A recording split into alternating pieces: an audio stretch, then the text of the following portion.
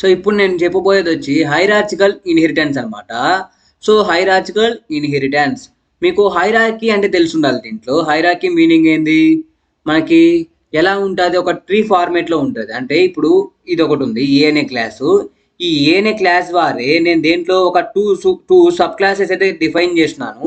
Two sub క్లాసెస్ని derive చేస్తున్నాను. So two derived classes ఏది B and C. ఈ B and సిలో ఏ ప్రాపర్టీస్ని నేను ఇన్హెరిట్ చేస్తున్నాను, ఏలో ఉండే ప్రాపర్టీస్ని బిలోకి ఇన్హెరిట్ చేస్తున్నా, సిలోకి ఇన్హెరిట్ చేస్తున్నా. సో ఈ టైప్ ఆఫ్ ఇన్హెరిటెన్స్ని మనము హైరార్చికల్ ఇన్హెరిటెన్స్ ఉంటాం. ఇక్కడ ఎలాగా the inheritance is in the form of hierarchy. Hierarchy ఫామ్లో అయితే దాని ఇన్హెరిటెన్స్ అనేది ప్రాసెస్ అవుతుంది. మీరు ఈ ఎగ్జాంపుల్ అయితే వేయండి.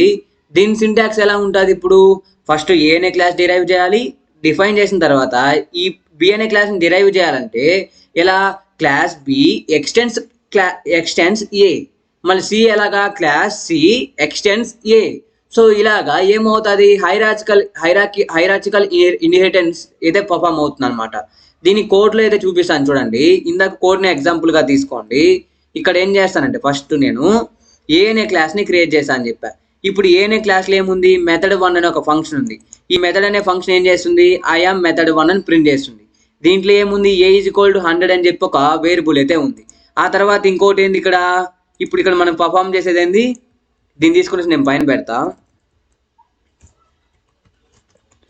ఇప్పుడు మనం పర్ఫామ్ చేసేది వచ్చి hierarchical inheritance. So first class A, ఆ తర్వాత ఒక క్లాస్ బి క్రియేట్ చేసా. దాంట్లో ఫస్ట్ ఏం చేయాలి, నేను ఏ అనే క్లాస్ని ఇన్హెరిట్ చేయాలి. సో ఏని చేసా. దాంట్లో ఏది కొత్త ఒక వేరియబుల్ తీసుకొని B is equal to A plus 10 అన్న. ఈ ఏ క్లాస్లో ఉన్న వేరియబుల్కి ఇంకొక 10 యాడ్ చేస్తున్నా. తర్వాత ఇక్కడ ఒక మెథడ్ రాసుకున్నా, మెథడ్ 2 అని. ఇక్కడ మళ్ళీ ఒక క్లాస్ సి అని చెప్పి ఒకటి క్రియేట్ చేసుకున్నా. ఇప్పుడు ఇది మల్టీ లెవెల్ ఇన్హెరిటెన్స్లో బి తీసుకున్నా. ఇప్పుడు ఏం చేయాలి, ఏ పెట్టుకోవాలి. ఎందుకు, ఏ అనేదే నేను ఇక్కడ హైరార్కీ ఫామ్లో ఇన్హెరిట్ చేయాలి కాబట్టి బిలోకి ఏనే ఇన్హెరిట్ చేశాను, ఏలోకి సిలోకి ఏనే ఇన్హెరిట్ చేస్తున్నా.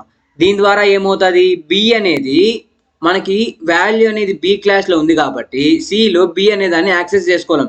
ఎందుకంటే సి అనే క్లాస్లో ఏ క్లాస్ ద్వారా ఇన్హెరిట్ చేస్తున్నాం కాబట్టి దీంట్లో ఏం చేయొచ్చు, ఏ ఇంటూ 2 అని ఇస్తా.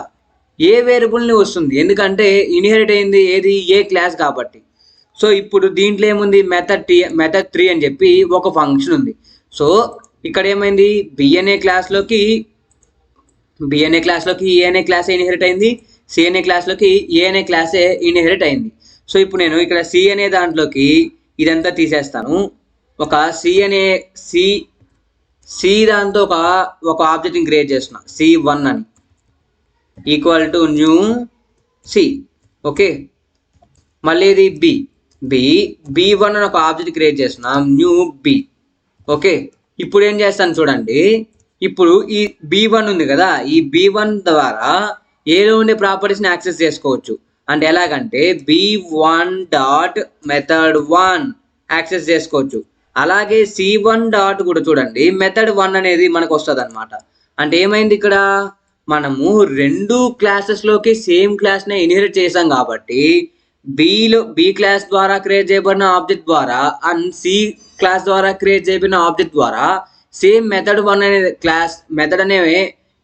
1 అనే మెథడ్ని మనము యాక్సెస్ చేసుకోవచ్చు. సో ఇప్పుడు నేను రన్ చేస్తాను చూడండి.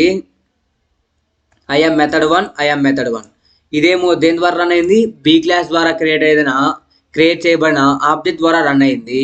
కింద ఉండేది సి క్లాస్ ద్వారా క్రియేట్ చేయబడిన ఆబ్జెక్ట్ ద్వారా అయితే రన్ అయింది.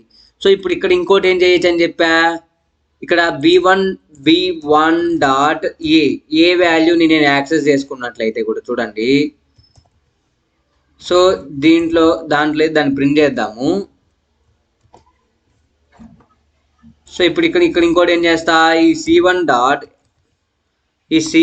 డాట్ ఈ బి వాల్యూ ఉంది కదా, బి వాల్యూ కాదు సి వాల్యూని ప్రింట్ చేస్తా. చూడండి ఇప్పుడు ఇక్కడ బిని ప్రింట్ చేస్తాను. బి వాల్యూ ఏమో 110 అండ్ సి వాల్యూ 200. ఎందుకంటే C is equal to A into 2 అని ఇచ్చా. ఏ వాల్యూ 100 కాబట్టి 2 టైమ్స్ అయింది 200. ఫస్ట్ ఏ ప్లస్ బి అని ఇచ్చా, బికి ఏ ప్లస్ 10 అని ఇచ్చా. అంటే ఏ వాల్యూ ఎంత 100, బి వాల్యూ ఎంత చూడండి ఇక్కడ ప్రోగ్రామ్లో B is equal to A plus 10. A value పైన ఏ క్లాస్లో ఎంత ఉంది 100 ఉంది కాబట్టి ఏ క్లాస్ని ఇన్హెరిట్ చేసాం కాబట్టి బి క్లాస్లో ఏ వేరియబుల్ని యాక్సెస్ చేసుకోవచ్చు. 100 + 10 ఎంత, బిలో 110 స్టోర్ అయింది. ఇప్పుడు నేను బి ద్వారా ఒక ఆబ్జెక్ట్ క్రియేట్ చేసి బి డాట్ బి అంటే నాకు b1 డాట్ బి అని ఇస్తే నాకు b1 ఇస్తే ఎంత వచ్చింది 110 అని వచ్చింది. సో ఇది గాయస్, ఇది హైరార్చికల్ ఇన్హెరిటెన్స్ అనమాట. అంటే మనం ఒక క్లాస్ని మల్టిపుల్ క్లాసెస్లోకి ఏం చేయొచ్చు, ఇన్హెరిట్ చేయొచ్చు అనమాట. అలాంటి వే ఆఫ్ ప్రాసెస్ని మనం, అలాంటి వే ఆఫ్ మెకానిజంని మనం ఏమంటామంటే హైరార్చికల్ ఇన్హెరిటెన్స్ అంటాం. సో ఇది గాయస్, నెక్స్ట్ వీడియోలో మనం నెక్స్ట్